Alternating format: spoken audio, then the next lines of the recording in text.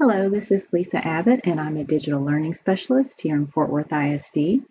And in this video, I'm going to show you how to create and name a folder on your Google Drive, how to move items to folders, and some tips for how to name your folders to stay organized. So let's go to our Google Drive. And as you can see here, I am in the grid view of my drive. So if yours doesn't look like mine, you can just click on this button up here and change to the grid view. And you can see all my folders I already have. If I want to create a new folder, there are several ways I can do it. I can just right click in an empty space here and say new folder, and then give the folder a name and say create. Or I can click up here on this plus button and I can click on folder and I can create a folder here. So I'm going to go ahead and name my folder. I'm going to create a new folder and I'm going to give it a number, and then I'm going to say all caps and I'm going to call it test folder because I'm just creating this to show you. So this is a good naming convention to use, is to have either 2 or 3 digit numbers in front of your names because it's easier for organization and sorting.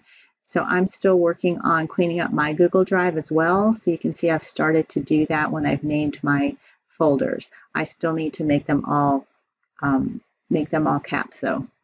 So now I have this folder here called test folder. And if I wanted to move items to it, let me show you how to do that. Let's say I have 4 items here I want to move to this new test folder that I just created.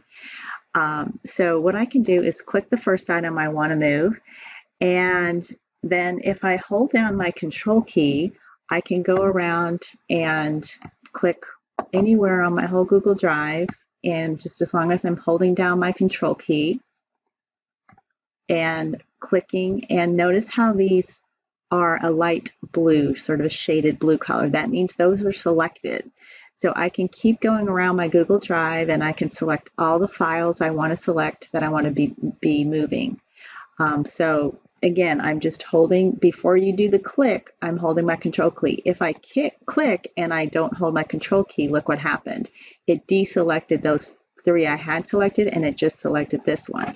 But if I hold down my control key, I can pick and choose whichever ones I want. So I've got 3 selected, and now I want to go ahead and I want to move these 3 to that test folder. So I can do this a couple different ways. I can just right click and that opens up the menu here, and I can say move to, and since all 3 of those are selected, as you see, it's going to move all 3. And then I'm going to go find my folder and I'm the test folders where I want to move them, and I'm going to say move. And you can always undo. You've got about 5 seconds to undo. But I'm going to go ahead and let that move, and then I'm going to go ahead and show you that they're there. So those 3 files I moved to my test folder. So that's how you create a new folder and move items to your folders. You can also move folders to other folders, and you can do that either by just right clicking on a folder. Let's say I wanted to move these 3. If you notice, I have 3 folders here, my webinars, webinars, and webinars are all related to webinars. So if I right click and I create a new folder and I call it maybe 00,